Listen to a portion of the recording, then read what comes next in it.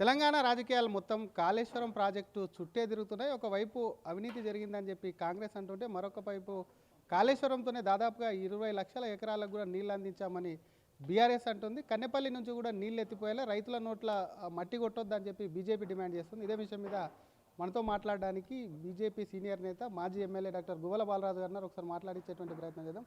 Sir, కాళేశ్వరకు సంబంధించినటువంటి report NDSA report ఇచ్చింది.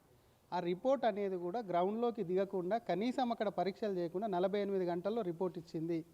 ఇది ఎన్డీఎస్ఏ రిపోర్ట్ కాదు, ఎన్డీఏ రిపోర్ట్ అని చెప్పి నిన్న మాజీ మంత్రి ఎమ్మెల్యే కేటీఆర్ మాట్లాడారు. ఏం చెప్తారు? ఈ రైమింగ్లకు అలవాటు పడే భ్రష్టు పట్టిపోతుంది ఆయన రాజకీయ జీవితం. ఏదంటే అది మోడీ బోడీ అన్నందుకే ఈరోజు దిక్కుతోచని పరిస్థితిలో ఉంది వాళ్ళ రాజకీయ పార్టీ. ముఖ్యంగా ఎన్డీఎస్ఏ రిపోర్ట్ ఇచ్చి 2 సంవత్సరాలైంది. ఎన్డీఎస్ఏ రిపోర్టు పైన అన్ని రాజకీయాల పార్టీలు కొట్లాడాలి. ఒకవేళ నీకు దమ్ముంటే, నీకు శుద్ధపూసవే అయితే కాంగ్రెస్ ప్రభుత్వం పైన పోరాటానికి శ్రీకారం చుట్టాలి బీఆర్ఎస్ పార్టీ. అటు కాకుండా ఎన్డీఏకి ఆపాదించేటువంటి ప్రయత్నంలో భాగమే ఎన్డీఏ రిపోర్ట్ అని మాట్లాడుతూ ఉన్నారు. వస్తుంది ఎన్డీఏ రిపోర్ట్, ఎప్పుడు రావాలన్నా అప్పుడు వస్తుంది.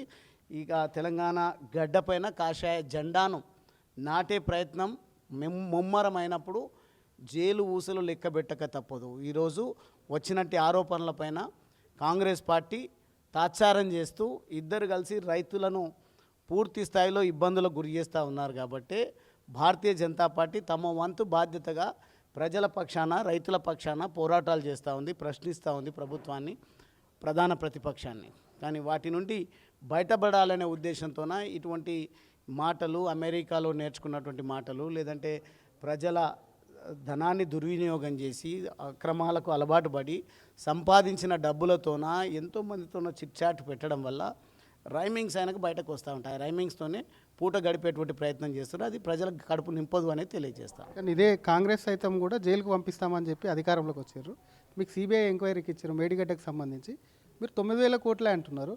అయినా సరే దాన్ని ఎంక్వైరీ చేయాలని డిమాండ్ చేస్తే మెల్లగా డొంక కదులుతుంది కదా అని వాళ్ళు డిమాండ్ చేస్తున్నారు. మీరు ఎన్డీఏ రిపోర్ట్ వస్తే జైల్లోకి పంపిస్తామని అంటున్నారు. నమ్మొచ్చా ప్రజలు దీన్ని? వాస్తవంగా డిమాండ్ చేస్తున్నది కాళేశ్వరం పైన.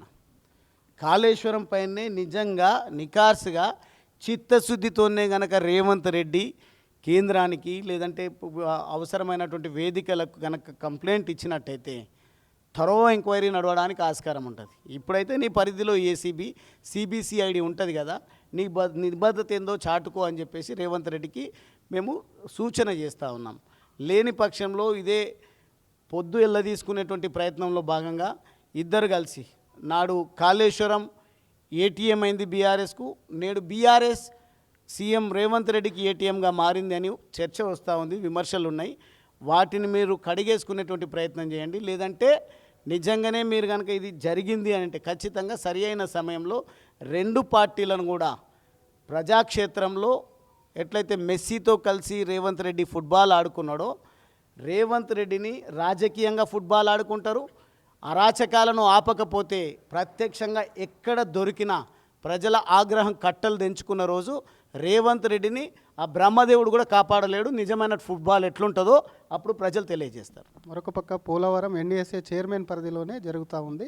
జాతీయ హోదా ఉన్నటువంటి ప్రాజెక్టు 3 సార్లు కొట్టుకపోయింది. దాని మీద ఎందుకు ఎన్డీఎస్ఏ రిపోర్ట్ ఇవ్వలేదా అంటూ కూడా బీఆర్ఎస్ నేతలు కానీ కేటీఆర్ కానీ కొంత ఎన్డీఎస్ఏ మీద విమర్శలు చేస్తున్నారు.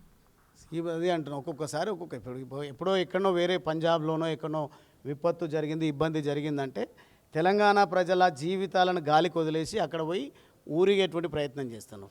ఇక్కడ నీ పైన కాళేశ్వరం పైన వచ్చినటువంటి విమర్శలను సమాధానం చెప్పమని ప్రజలు డిమాండ్ చేస్తూ ఉంటే ఎక్కడో పోలవరంలో జరిగిందని చెప్పేసి మాట్లాడడం వాస్తవంగా పరిమితం కావాల్సినటువంటి అవసరం ఉంది. ఒక తెలంగాణ అనే అంశం లక్ష్యంతోనే పార్టీ స్థాపించారు, రాజకీయాల్లో పబ్బం గడుపుకున్నారు. అవసరం తీరిపోయింది, తెలంగాణ ఫ్లేవర్ను కోల్పోయినరు అనుకున్నారు. ప్రజలు కోల్పోలే, తెలంగాణ ప్రజలు. తెలంగాణ అంటే ఎప్పటికి కూడా ఒక ప్రాణంగానే తెలంగాణ ప్రజలు భావిస్తున్నారు. మీరు ఆ ఫ్లేవర్ను కోల్పోయి టీఆర్ఎస్ నుంచి బీఆర్ఎస్ వెళ్ళడము, ఈరోజు ఉమ్మడి పాలమూరు జిల్లాను, పాలమూరు ప్రాజెక్టు గురించి నిర్మాణం చేపట్టానంటే అధికారంలోకి వచ్చిన వెంటనే ఫౌండేషన్ అయితే వేసిండ్రు కానీ పాలమూరు ప్రాజెక్టు గురించి పట్టించుకోలేదు. అదే మాదిరిగా కల్వకుర్తి ఎత్తిపోతల పథకాన్ని పూర్తి చేయండి అంటే పట్టించుకోలేదు. ఇప్పుడు మీ పైన వస్తున్నటువంటి విమర్శలకు జవాబు చెప్పండి అని అంటే దాట వేసే ధోరణి. మొత్తంగా మోకరిల్లుతా ఉన్నారు రేవంత్ రెడ్డితోన. ఆ దుస్థితికి ఈరోజు బీఆర్ఎస్ చేరుకున్నది. కాబట్టి నేను ఎక్కువగా అనదలుచుకోలేదు. కానీ ఖచ్చితంగా డిమాండ్ చేస్తూ ఉన్నా, ఒక సూచన సలహా కూడా ఇస్తూ ఉన్నా. మిమ్మల్ని ప్రజలు నమ్మాలి, ఇంకా రాజకీయంగా మీరు బ్రతికి బయటపడాలి అంటే, బట్టగట్టాలి అంటే మాత్రం ఖచ్చితంగా మీరు అవినీతే చేయనట్టయితే ఒక పోరాటానికి మీరు శ్రీకారం చుట్టండి. టీఆర్ఎస్ బీఆర్ఎస్ అంటే నీతివంతమైనటువంటి పార్టీ, మాది నీతివంతమైనటువంటి ప్రభుత్వం ఉండే, కాబట్టి మా పైన వచ్చినటువంటి ఏదైతే ఆరోపణలు ఉన్నాయో నిగ్గు తేల్చండి అని ఒక డిమాండ్ పెట్టండి. దాని తర్వాత మీరు రాజకీయ పార్టీగా కొనసాగడానికి అర్హత మీకు ఉంటుంది. చివరిగా అవసరమైతే రక్తం ఇస్తామని చెప్పి నిన్న కేటీఆర్ అన్నాడు. ఆల్రెడీ మా కార్యకర్తలు ఇచ్చారు చాలా చోట్ల, అవసరమైతే ఇస్తామని అంటున్నాడు.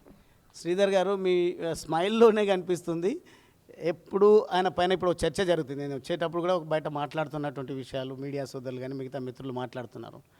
రక్తం అందరు ఇచ్చిండ్రు, కేటీఆర్ ఎందుకు రక్తం ఇవ్వలేరు, దానిపైన కూడా అనుమానాలు రేకెత్తించే విధంగా. ఏమనుమానం? మీరు ఏం చెప్పారు అంటున్నా, మీతో ఏం చెప్పారు? నేను అదే చెప్తా ఉన్నా. ఆ డ్రగ్స్ ఆరోపణల విషయంలో చర్చ జరుగుతూ ఉంది కాబట్టి మీరు ఇండైరెక్ట్గా ఎందుకు కేటీఆర్ రక్తం ఇవ్వలేదన్నారు. రక్తం ఇప్పుడు కాదుగా, ఎప్పుడు ఇవ్వరు. ప్రజల రక్తాన్ని కళ్ళ చూడడానికి అలవాటు పడ్డారు వాళ్ళు నాడు. అందుకే త్యాగాల గురించి నేను చాలా విషయాలు చెప్పడం జరిగింది మీడియా ముందు ఇంతకుముందే.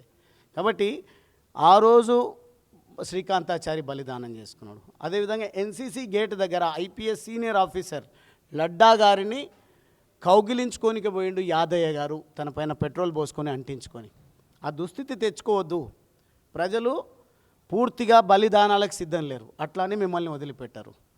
నిజంగా తెలంగాణ ప్రజల పౌరుషాన్ని కనుక మరొకసారి మీరు రుచి చూడాలి అని అంటే, అవసరం అనుకుంటే ఎంతకైనా సిద్ధం కావడానికి సిద్ధంగా ఉన్నారు. ఆలోచనలోనే ప్రజల లోపల. ఆ దుస్థితి తెచ్చుకోవద్దు. అనవసరమైనటువంటి రైమింగ్ వర్డ్స్తోన ప్లే చేసినట్టుగా ప్రజల జీవితాలతో చెలగాటం ఆడొద్దు.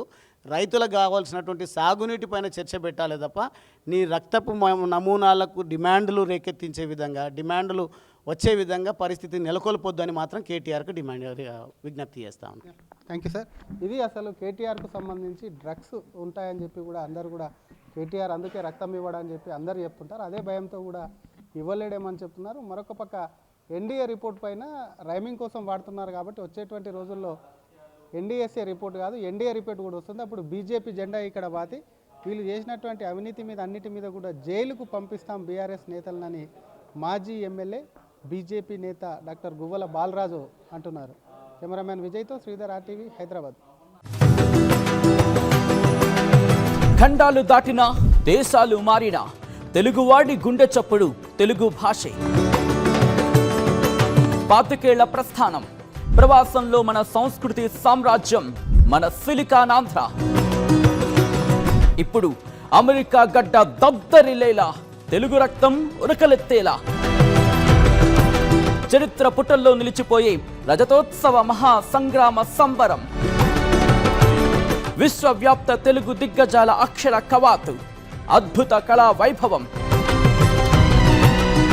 రండి, మన అస్తిత్వాన్ని, విశ్వఖ్యాతిని చాటి చెబుదాం. సిలికానాంధ్ర రజతోత్సవ వేడుకలో పాల్గొందాం.